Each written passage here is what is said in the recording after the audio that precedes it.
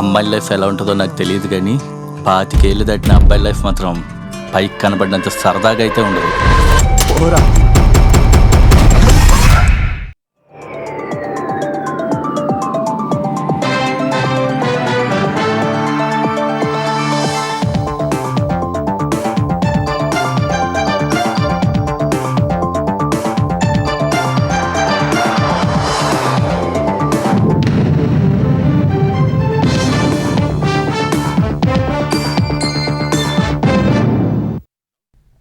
నమస్కారం, ETV news కి స్వాగతం. ముందుగా ముఖ్యాంశాలు.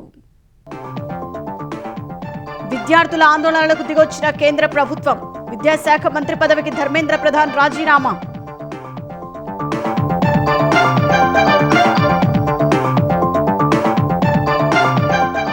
ధర్మేంద్ర ప్రధాన్ రాజీనామాతో కాక్రోజ్ జనతా పార్టీ సంబరాలు. దేశ యువత సాధించిన విజయమని అభివర్ణన.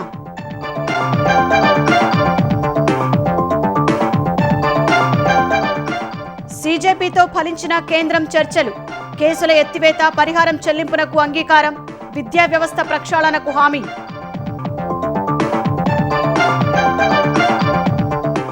ప్రధాన్ రాజీనామా విద్యా వ్యవస్థ ప్రక్షాళనకు కీలకమన్న రాహుల్. ప్రధాని విద్యార్థులకు క్షమాపణ చెప్పాల్సిందేనని డిమాండ్.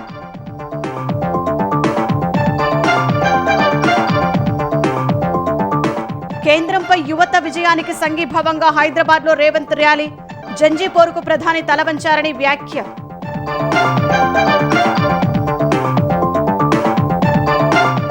ఎల్నినో పరిస్థితిని సమర్థంగా ఎదుర్కొంటామన్న చంద్రబాబు. కర్నూలు జిల్లాలో సంజీవని పథకాన్ని ప్రారంభించిన సీఎం.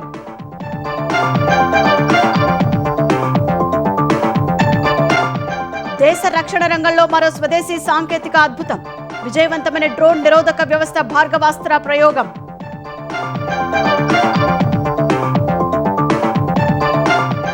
H1B వీసాలపై ట్రంప్ సర్కారుకు ఎదురుదెబ్బ. $1,00,000 ఫీజు పెంపు రద్దు నిర్ణయాన్ని సమర్థించిన ఫెడరల్ కోర్టు.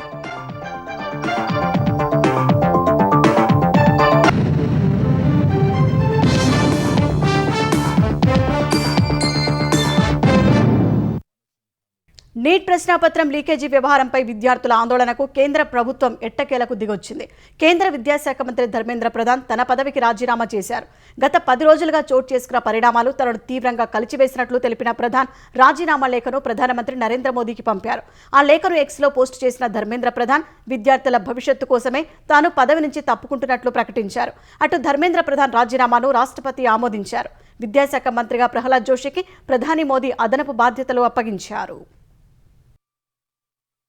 నీట్ ప్రశ్నాపత్రం లీకేజీ వ్యవహారానికి నైతిక బాధ్యత వహిస్తూ కేంద్ర విద్యాశాఖ మంత్రి ధర్మేంద్ర ప్రధాన్ రాజీనామా చేశారు.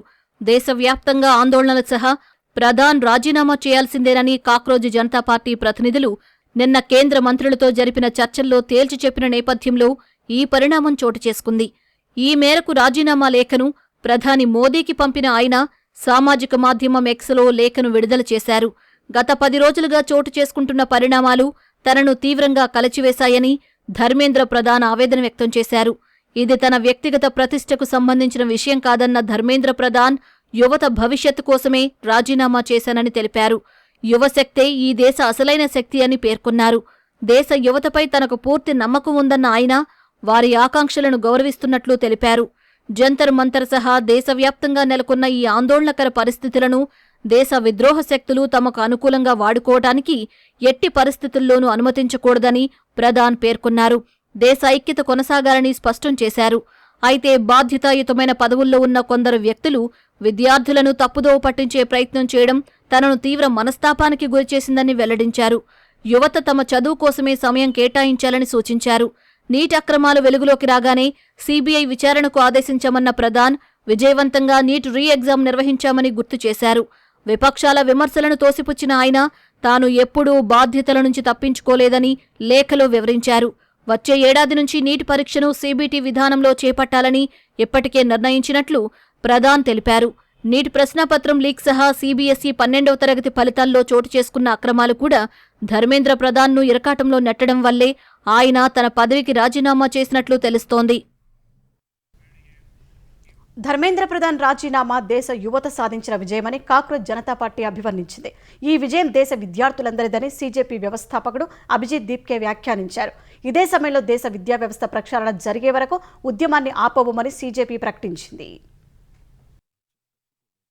కేంద్ర విద్యాశాఖ మంత్రి పదవికి ధర్మేంద్ర ప్రధాన్ రాజీనామా చేసినట్టు లేఖ వెలువడగానే ఆయన రాజీనామా కోసం ఆందోళన చేస్తున్న జంతర్ మంతర్ వద్ద కాక్రోచ్ జనతా పార్టీ నేతలు, కార్యకర్తలు సంబరాల్లో మునిగారు. ధర్మేంద్ర ప్రధాన్ రాజీనామా చేస్తేనే తాము 3వ విడత చర్చలు జరుపుతామన్న సీజేపీ నాయకులు తమ డిమాండ్ నెరవేరినందుకు హర్షాతిరేకాలు వ్యక్తం చేశారు.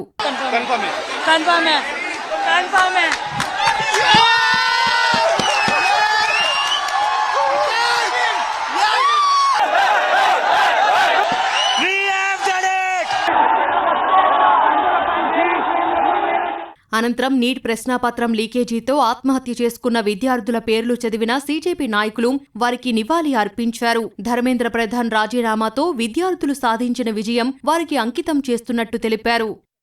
प्रदीप मेघवाल, ऋतिक मिश्रा, सिद्धार्थ हेगड़े, भाग्यश्री, अंशिका पांडे, ये वो बच्चे हैं जिनको आज न्याय मिला है. దేశవ్యాప్త ఆందోళనల వల్లే కేంద్రం దిగివచ్చిందని సీజేపీ అధ్యక్షుడు అభిజిత్ దీప్కే అన్నారు. ధర్మేంద్ర ప్రధాన్ రాజీనామా దేశవ్యాప్తంగా విద్యార్థుల విజయమని ఆయన అభివర్ణించారు. భయపడకుండా పోరాడితే విజయం తథ్యమన్న విషయం మరోసారి రుజువైందన్నారు. వ్యవస్థలోని చీడపురుగులను కాక్రోచ్లు బయటకు పారదోలాయని దీప్కే వ్యాఖ్యానించారు. अगर वो एक साथ आ जाए तो किसी को भी झुका सकती है, किसी का भी इस्तीफा ले सकती है. मैं मोदी जी से कहना चाहता हूँ, सुबह हो गई मामू, अब इस देश की जनता जाग चुकी है.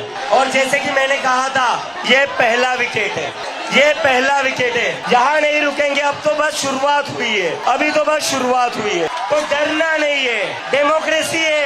अगर अपनी आवाज उठाओगे तभी ये लोग लाइन में रहेंगे और इन्हें लाइन में रखना जरूरी है. क्योंकि ये जो आज खुद को बादशाह समझ बैठे हैं ना, ये हमारी वजह से बैठे हुए हैं. ప్రధాన్ రాజీనామా రాజ్యాంగం ప్రజాస్వామ్యానికి దక్కిన అతిపెద్ద విజయమని సీజేపీ అధికార ప్రతినిధి సౌరవ్ దాస్ అన్నారు. యువతతో పెట్టుకుంటే ఏమవుతుందో రాజకీయ నాయకులకు తెలిసొచ్చిందని చెప్పారు. बहुत बहुत बड़ी जीत हुई है युवाओं की, बहुत बहुत बड़ी जीत हुई है संविधान की, इस लोकतंत्र की.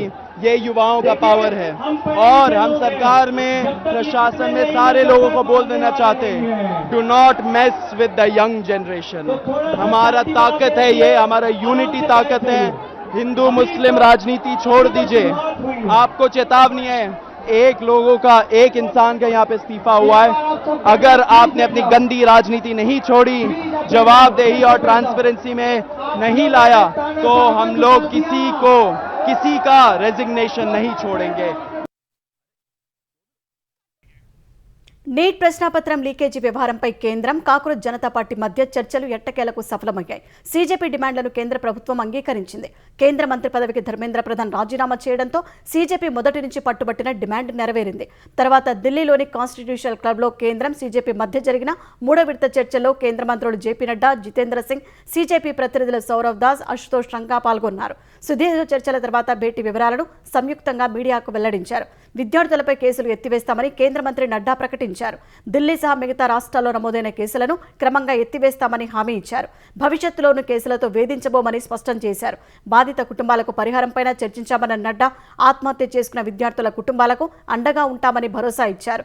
భవిష్యత్తులో పరీక్షల నిర్వహణ విషయంలో సీజేపీతో చర్చిస్తామని తెలిపారు. కేంద్రం తమ డిమాండ్లు నెరవేరుస్తామని, మంగళవారం నాటికి గ్యారంటీ ఇస్తామని ప్రకటించడంతో ఆందోళనలు విరమిస్తున్నట్లు సీజేపీ ప్రతినిధులు ప్రకటించారు. ఆందోళనకారులు తక్షణమే నిరసనలు విరమించాలని పిలుపునిచ్చారు. जो इनका एक 4 पॉइंट्स था, उसका लबोलबाब ये था कि कोई भी एक्शन एफआईआर न हो, और अगर है तो वो विड्रॉ हो, वो चाहे दिल्ली पुलिस के द्वारा हुआ हो, चाहे वो बीजेपी रूल स्टेट्स में कहीं हुआ हो. तो वो एफआईआर की कॉपी भी इनको हम देंगे और उसको विड्रॉ करने की बात, कोई भी एक्शन नहीं होगा. इस बात को सरकार ने स्वीकारा है. फ्यूचर में भी जो ऑर्गेनाइजर्स हैं और प्रोटेस्टर्स हैं, उनका इस एक्टिविटी के लिए कोई भी उन पर आगे केस नहीं होगा. इस बात को हम लोगों ने माना है। दूसरी बात कंपनसेशन के बारे में, तो कंपनसेशन के बारे में सरकार ने बड़े स्पष्ट शब्दों में कहा है कि honourable compensation according to the rules and regulations whatever maximum will be possible that will be given to them. जो 1 करोड़ का कंपनसेशन हमने नीड विक्टिम्स की फैमिलीज के लिए मांगा था, उसके लिए सरकार की तरफ से सहमति बन गई है। इसके अलावा हम लोगों ने एक 5 पॉइंट का डिमांड चार्टर भी सरकार के समक्ष रखा था, जिसमें broader educational reforms, exam reforms की बात की गई थी। सरकार से हम लोग लगभग 4 हफ्ते में एक बार फिर से मिलेंगे उस डिमांड चार्टर को लेकर, ताकि हम लोग मिलकर एक ब्रॉडर रिफॉर्म्स पर साथ में काम कर पाए। కేంద్ర మంత్రి పదవికి ధర్మేంద్ర ప్రధాన్ రాజీనామా చేయడం దేశ విద్యా వ్యవస్థ ప్రక్షాళనలో కీలక పరిణామమని లోక్సభ ప్రతిపక్ష నేత రాహుల్ గాంధీ తెలిపారు. విద్యా వ్యవస్థ వైఫల్యాలకు ఆయన ఒక ప్రతీకగా నిలిచారని చెప్పారు. బీజేపీ నేతృత్వంలోని ఎన్డీఏ అధికార పీఠాన్ని యువత కదిలించిందని కాంగ్రెస్ అధ్యక్షుడు మల్లికార్జున ఖర్గే అన్నారు. విద్యా వ్యవస్థను సరిదిద్దాలని కోరుతూ వీధుల్లోకి వచ్చి గళమెత్తిన లక్షలాది మంది యువత విజయం సాధించారని కొనియాడారు. ఈ అవినీతి ప్రభుత్వం కారణంగా తమ బిడ్డలను కోల్పోయిన తల్లిదండ్రులకు ఇది గొప్ప ఊరట అని ఎక్స్లో పోస్ట్ చేశారు. ఇప్పటికైనా ప్రధాని నరేంద్ర మోదీ యువతరానికి క్షమాపణలు చెప్పాలని ఖర్గే డిమాండ్ చేశారు. ప్రజాస్వామ్యంలో ప్రజల ఆకాంక్షలే అంతిమమని ఎంపీ ప్రియాంక గాంధీ అన్నారు. యువత పోరాటం అసామాన్యమని కొనియాడారు. తమ సమస్యల కోసం పోరాడి విజయం సాధించిన విద్యార్థి లోకానికి ఆమె శుభాకాంక్షలు తెలిపారు. ఇప్పుడు కేంద్ర ప్రభుత్వాన్ని కూల్చేందుకు సమయం ఆసన్నమైందని రాహుల్ గాంధీ పేర్కొన్నారు. प्रधान करप्शन का सिंबल, एजुकेशन सिस्टम के डिस्ट्रक्शन का सिंबल, इनकॉम्पिटेंस का सिंबल, उसको तो जाना ही था और अच्छा है कि वो गया। बट अब कॉन्क्रीट स्टेप्स एजुकेशन सिस्टम को बदलने की सरकार को लेने पड़ेंगे। बहुत बड़ा मुद्दा है आरएसएस का जो कैप्चर है हिंदुस्तान के सिस्टम पर, एजुकेशन सिस्टम। अगर मोदी जी की गलती है तो उतनी ही गलती आरएसएस की है। हमारे एजुकेशन सिस्टम को अंदर से खोखला कर दिया है। जो नॉलेज होती है उस पर इन्होंने आक्रमण किया है। स्टूडेंट्स की 2 और मांगे थी। पहली मांग, जिन लोगों ने स्टूडेंट्स पर आक्रमण किया, अटैक किया, मारा, इम्प्लीमेंटर्स एंड ऑर्गेनाइजर्स दोनों पर कार्रवाई होनी चाहिए कि ये लोग इस कारण पनिश हुए हैं। और दूसरी बात, जो मेन ऑपरेटर हैं सिस्टम के नरेंद्र मोदी जी, उनको हिंदुस्तान के स्टूडेंट्स से अपोलोजाइज करना चाहिए। ధర్మేంద్ర ప్రధాన్ రాజీనామా ప్రజాస్వామ్య విజయమని ప్రముఖ సామాజికవేత్త సోనం వాంగ్చుక్ అభివర్ణించారు. ఇది ఒక్కరి విజయం మాత్రమే కాదని శాంతి, సహనం, యువత పట్టుదలకు దక్కిన గొప్ప ప్రతిఫలమని చెప్పారు. ఈ చారిత్రక ఘట్టంలో కీలక పాత్ర పోషించిన జెన్జీ సీజేపీ ప్రతినిధులకు వాంగ్చుక్ అభినందనలు తెలిపారు. ప్రజా ఉద్యమాల ద్వారా నేతలు బాధ్యత వహించేలా జవాబుదారీతనం సాధించామన్నారు. ఇకపై వ్యవస్థాగత సంస్కరణల దిశగా అడుగులు వేయాలని వాంగ్చుక్ స్పష్టం చేశారు.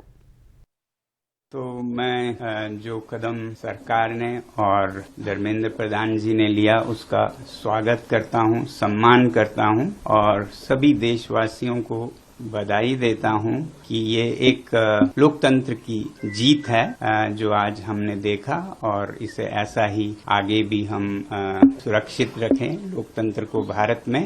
और देश की युवा पीढ़ी को मैं बधाई देना चाहता हूं और धन्यवाद देना चाहता हूं सीजेपी के हमारे टीम और भाइयों और बहनों को, जिन्होंने ये मुद्दा उठाया सबसे पहले, और जो वॉलंटियर्स जिन्होंने उनका साथ निभाया, जो देश भर से छात्र और युवक और बड़े लोकतंत्र के लिए खड़े हुए।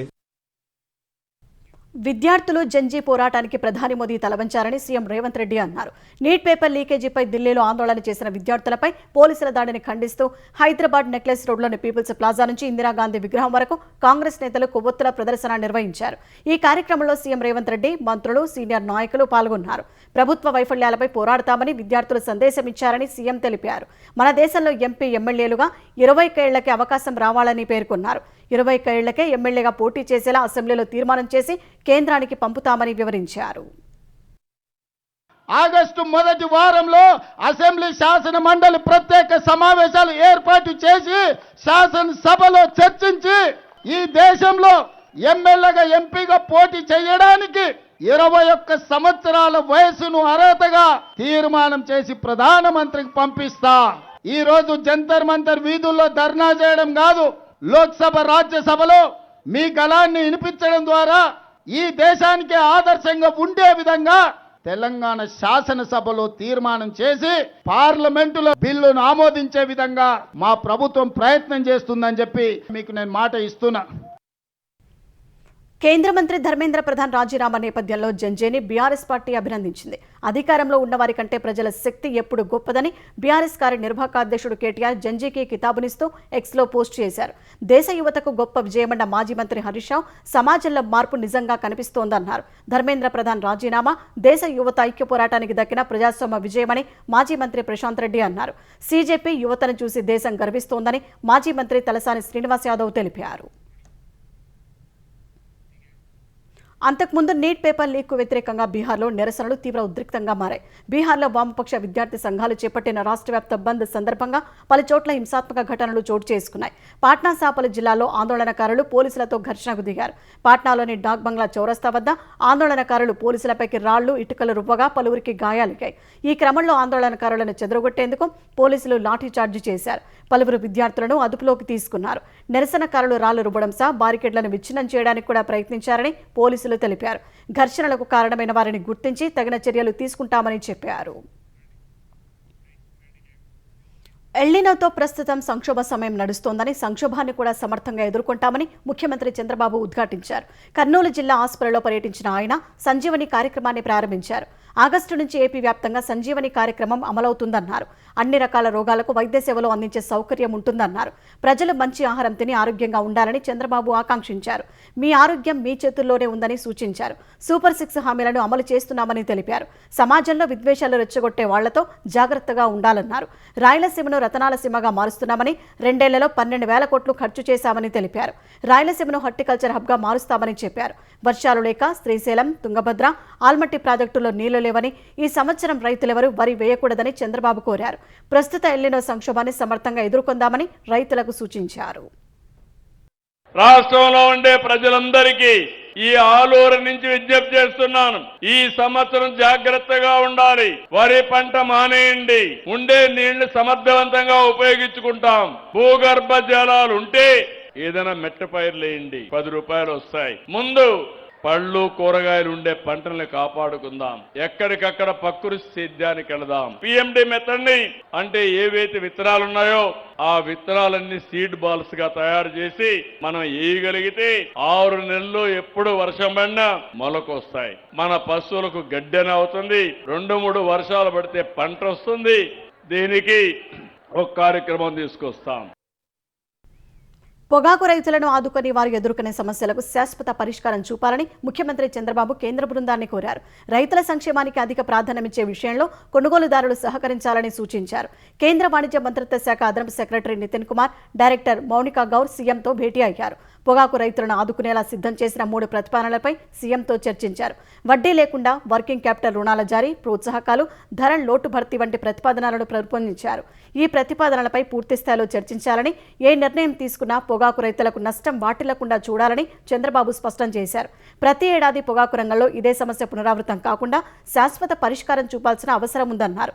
కేంద్రం వైపు నుంచి ఏ మేరకు సాయం అందిస్తారు, రాష్ట్ర ప్రభుత్వం వైపు నుంచి తీసుకోవాల్సిన చర్యలపైన చర్చించి తుది నిర్ణయానికి రావాలని సీఎం సూచించారు. తాత్కాలిక ఉపశమన చర్యలతో సరిపెట్టకుండా స్వల్పకాలిక, మధ్యకాలిక, దీర్ఘకాలిక వ్యూహాలతో సమగ్ర విధానాన్ని రూపొందించాలని అధికారులను సీఎం ఆదేశించారు. గుంతకల్ బళ్ళారి మధ్య 3-4 రైల్వే లైన్ల నిర్మాణానికి కేంద్ర కేబినెట్ ఆమోదం తెలపడంపై ముఖ్యమంత్రి చంద్రబాబు, ప్రధాని నరేంద్ర మోదీ, రైల్వే మంత్రి అశ్విని వైష్ణవ్లకు కృతజ్ఞతలు తెలిపారు.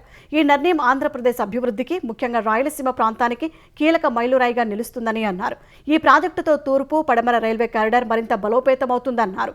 రాయలసీమ, ఉత్తర, కర్ణాటక, గోవా మధ్య రవాణా అనుసంధానం పెరుగుతుందని సీఎం తెలిపారు. ప్రయాణికులు, సరకు రవాణా వేగవంతం కావడమే కాకుండా ప్రస్తుత రైల్వే మార్గాలపై రద్దీ తగ్గుతుందని వెల్లడించారు. ఈ లైన్ కోసం 1264 కోట్లు ఖర్చు చేయనుండగా దాదాపు 600 కోట్ల రూపాయలు ఏపీలోనే ఖర్చు చేయనున్నట్టు చంద్రబాబు తెలిపారు. ఈ ప్రాజెక్టుతో పరిశ్రమలకు ఊతం లభిస్తుందని, కృష్ణపట్నం, రామాయపట్నం పోర్టులకు అనుసంధానం పెరిగి కొత్త అవకాశాలు వస్తాయని వివరించారు. ప్రపంచ స్థాయి మౌలిక సదుపాయాల అభివృద్ధి, ఏపీ వేగవంతమైన ప్రగతికి కేంద్రం అందిస్తున్న నిరంతర సహకారానికి ధన్యవాదాలు తెలిపారు. ఆంధ్రప్రదేశ్ రవాణా రంగంలో పీఎం ఈ బస్ సేవతో నూతన శాఖ మొదలవుతోందని ఆ శాఖ మంత్రి మండిపల్లి రాంప్రసాద్ రెడ్డి అన్నారు.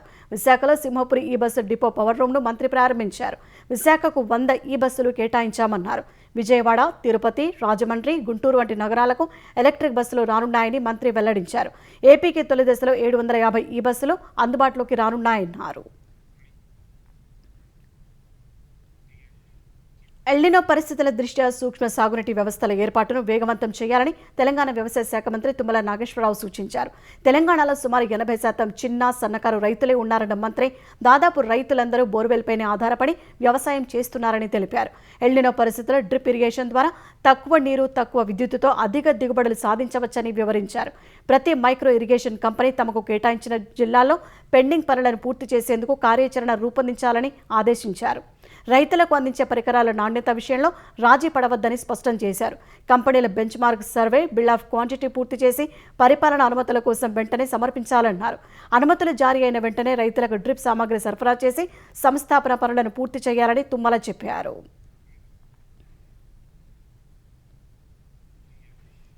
హైదరాబాద్లో నిర్మించ తలపెట్టిన ఇందిరమ్మ టవర్స్పై సందేహాలు నివృత్తి చేసేందుకు ప్రత్యేక హెల్ప్ లైన్ సెంటర్ను గృహ నిర్మాణ శాఖ మంత్రి పొంగులేటి శ్రీనివాసరెడ్డి ప్రారంభించారు. హెల్ప్ లైన్ సెంటర్ ద్వారా పథకంపై ప్రజలకు ఎలాంటి సమాచారం కావాలన్నా అందిస్తామని మంత్రి చెప్పారు. ప్రజలు ఎలాంటి సందేహాలు ఉన్నా మధ్యవర్తులను నమ్మకుండా నేరుగా హెల్ప్ లైన్ సెంటర్కు ఫోన్ చేసి సమాచారాన్ని తెలుసుకోవాలని సూచించారు. దరఖాస్తుదారుడు క్యూర్ పరిధిలో 10 ఏళ్లుగా నివాసం ఉండాలని, ఔటర్ లేదా క్యూర్ పరిధిలో సొంత ఇల్లు లేదా ప్లాట్ లేదా ఇంటి స్థలం ఉండకూడదని మంత్రి తెలిపారు. ఒక కుటుంబానికి ఒక దరఖాస్తు, ఒక ప్లాట్ మాత్రమే కేటాయింపు ఉంటుందని వివరించారు. H-1B వీసాల విషయంలో అమెరికా అధ్యక్షుడు డొనాల్డ్ ట్రంప్ ప్రభుత్వానికి గట్టి ఎదురుదెబ్బ తగిలింది. H-1B వీసాల రుసుమును $1,00,000 పెంచాలన్న ప్రభుత్వ నిర్ణయాన్ని రద్దు చేస్తూ డిస్ట్రిక్ట్ కోర్టు ఇచ్చిన తీర్పును యుఎస్ అప్పీల్స్ కోర్టు సమర్థించింది. డిస్ట్రిక్ట్ కోర్టు తీర్పుపై ట్రంప్ సర్కార్ యుఎస్ అప్పీల్స్ కోర్టును ఆశ్రయించింది. ఈ పిటిషన్పై విచారణ జరిపిన ఫెడరల్ కోర్టు డిస్ట్రిక్ట్ కోర్టు ఇచ్చిన తీర్పుపై స్టే ఇచ్చేందుకు నిరాకరించింది. H-1B వీసాలకు $1,00,000 ఫీజును కాంగ్రెస్ ఆమోదం లేని చట్టవిరుద్ధమైన పన్నుగా అభివర్ణిస్తూ జూన్ 8న డిస్ట్రిక్ట్ కోర్టు ఇచ్చిన తీర్పు సరైనదేనని యుఎస్ ఫెడరల్ కోర్టు సభ్య ధర్మాసనం స్పష్టం చేసింది. అమెరికా సుప్రీంకోర్టు ఇచ్చిన గత తీర్పులను ఉదాహరించిన ధర్మాసనం పన్నులు లేదా ఫీజుల రూపంలో ఆర్థిక భారాన్ని మోపే అధికారాన్ని ఇచ్చేటప్పుడు కాంగ్రెస్ ఆదేశాలు స్పష్టంగా ఉండాలని గుర్తు చేసింది. H-1B రుసుము విషయంలో ట్రంప్ యంత్రాంగం ఆ ప్రమాణాలను నిరూపించలేదని కోర్టు వివరించింది. సాధారణంగా ప్రతి ఏడాది 65,000 సాధారణ H-1B వీసాలు, ఉన్నత విద్యార్హతలు ఉన్నవారికి మరో 20,000 వీసాలను అమెరికా జారీ చేస్తుంది. ఇందుకు $2,000 నుంచి $5,000 వరకు ఫీజు వసూలు చేస్తుంది. H-1B వీసాల ఫీజుపై ఫెడరల్ కోర్టులో ఊరట దక్కిన వేళ ఈ వీసాల జారీని 3 ఏళ్లు పూర్తిగా నిలిపివేయాలంటూ రిపబ్లికన్ సెనేటర్ టిమ్ షిహీ ఓ బిల్లును అమెరికన్ కాంగ్రెస్లో ప్రవేశపెట్టారు. H-1B అబ్యూజ్ యాక్ట్ పేరుతో బిల్లు ప్రవేశపెట్టిన టిమ్ స్థానిక అమెరికన్ల ఉద్యోగ అవకాశాలను దెబ్బతీస్తూ తక్కువ వేతనాలకే విదేశీయులను తెచ్చుకోవడాన్ని అడ్డుకోవడమే తమ ఉద్దేశమని పేర్కొన్నారు. అత్యంత నైపుణ్యం కలిగిన నిపుణుల కొరత తీర్చడానికి తీసుకొచ్చిన ఈ వీసా విధానాన్ని దుర్వినియోగం చేస్తున్నారని వివరించారు. 3 ఏళ్లు వీసాల నిలిపివేత తర్వాత అత్యంత కఠిన నిబంధనలతో కార్యక్రమాన్ని తిరిగి ప్రారంభించారు బిల్లులో ప్రతిపాదించారు. $1,00,000 రుసుమును చట్టబద్ధం చేయాలని, వీసా ఎంపికలో లాటరీ విధానాన్ని రద్దు చేసి అత్యధిక వేతనం ప్రాతిపదికన ఎంపిక చేయాలని పేర్కొన్నారు. H-1B వీసాదారుల కుటుంబ సభ్యులకు ఆశ్రయం కల్పించే డిపెండెంట్ వీసాలు, విదేశీ విద్యార్థులకు ఉపయోగపడే OPT వర్క్ పర్మిట్లను పూర్తిగా రద్దు చేయాలని ప్రతిపాదించారు. ప్రపంచంలోనే అతిపెద్ద శక్తివంతమైన స్టార్షిప్ రాకెట్ను ఎలాన్ మస్క్కు చెందిన స్పేస్ ఎక్స్ సంస్థ విజయవంతంగా ప్రయోగించింది. టెక్సాస్లోని ప్రయోగ వేదిక నుంచి గాల్లోకి ఎగిసిన 407 అడుగుల స్టార్షిప్ గంట సేపటి తర్వాత హిందూ మహాసముద్రంలో సురక్షితంగా దిగింది. గత వారం చివరి నిమిషంలో సాంకేతిక సమస్యతో వాయిదా పడిన ఈ ప్రయోగాన్ని ఇప్పుడు విజయవంతంగా నిర్వహించారు. ఇందుకోసం స్టార్షిప్నకు ఉన్న 33 ఇంజిన్లలో 6ని మార్చి ఇప్పుడు ప్రయోగించారు. గగనతలంలో 200 కిలోమీటర్ల ఎత్తుకు చేరుకున్న స్టార్షిప్ వ్యోమనౌక 20 స్టార్లింగ్ శాటిలైట్లను కక్షలోకి ప్రవేశపెట్టింది. 16,000 కిలోమీటర్ల సుదీర్ఘ ప్రయాణం తర్వాత భూ వాతావరణంలోకి పునఃప్రవేశించిన స్టార్షిప్ హిందూ మహాసముద్రంలో సురక్షితంగా దిగింది. ఇప్పటి వరకు జరిగిన ప్రయోగాల్లో ఇదే అత్యుత్తమ పునరాగమనమని స్పేస్ ఎక్స్ తెలిపింది. చంద్రుడిపైకి మనుషులను తీసుకెళ్లే నాసా ఆర్టెమిస్ 3 ప్రయోగానికి ఈ పరీక్ష చాలా కీలకమని తెలిపింది. ఈ ప్రయోగం విజయవంతం కావడంతో స్పేస్ ఎక్స్ ఉద్యోగులు సంబరాలు చేసుకున్నారు.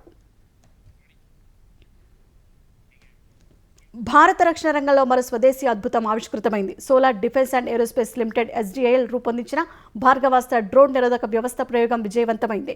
త్రివిధ దళాల ప్రతినిధుల సమక్షంలో నాగ్పూర్లో నిర్వహించిన ఈ పరీక్ష విజయవంతమైనట్టు SDIL తెలిపింది. ఇది వాహనంపై అమర్చి ప్రయోగించే బహుళ అంచెల కౌంటర్ స్వామ్ డ్రోన్ వ్యవస్థ అని వివరించింది. శత్రు దేశాల ఒంటరి డ్రోన్లు సహా గుంపులుగా వచ్చే స్వయం ప్రతిపత్తి కలిగిన భారీ డ్రోన్ల దండను భార్గవాస్త్ర సమర్థంగా అడ్డుకుంటుందని సంస్థ వెల్లడించింది. సొంత పరిజ్ఞానంతో తయారు చేసిన రాకెట్లు దిశ మార్చుకోగల చిన్న చిన్న క్షిపణులను వేర్వేరు అంచెల్లో అమర్చడం ద్వారా శత్రువుల డ్రోన్లను తక్కువ ఖర్చుతోనే ఆకాశంలోనే నిర్వీర్యం చేసే విధంగా భార్గవాస్త్రను తయారు చేసినట్టు SDIL తెలిపింది. కెనడా ఎడ్మంటన్లో 23 భారతీయ యువతి దారుణ హత్యకు గురైంది. పంజాబ్ లూథియానాకు చెందిన ధమన్ ప్రీత్ను ఆమె ప్రియుడు 22 రితీష్ కుమార్ గొంతు నలిమి హత్య చేశాడు. ఈ హత్యపై సమాచారం అందుకున్న పోలీసులు వెంటనే ఆమె ఇంటికి వెళ్లారు. అక్కడ తీవ్రంగా అస్వస్థకు గురై ఉన్న ధమన్ ప్రీత్ను పోలీసులు ఆసుపత్రికి తరలించారు. 3 రోజుల తర్వాత ఆమె మృతి చెందింది. రితీష్ కుమార్పై 2nd డిగ్రీ హత్య కేసు నమోదు చేసిన పోలీసులు ప్రేమ వ్యవహారంలో వివాదాలే హత్యకు కారణమని తెలిపారు. ధమన్ ప్రీత్ మృతదేహాన్ని భారత్కు తీసుకువచ్చేందుకు ఎన్జీఓలు విరాళాలను సేకరిస్తున్నాయి.